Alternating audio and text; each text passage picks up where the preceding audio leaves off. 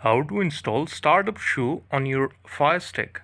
So this is an application, and in this video I'm going to show you that how you can install this app or any other app on your Firestick that is powered by Amazon.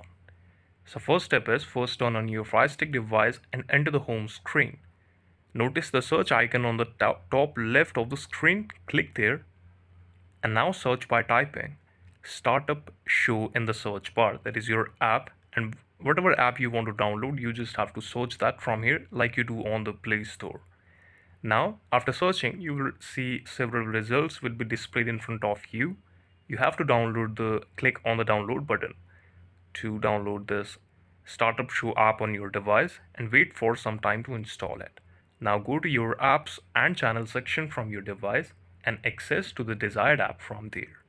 This is how you can install any type of application on your Fire Stick. You simply have to go on the Amazon Fire Stick web or application downloader. This is the video. Thank you so much for watching it, and please subscribe to the channel for watching more updates like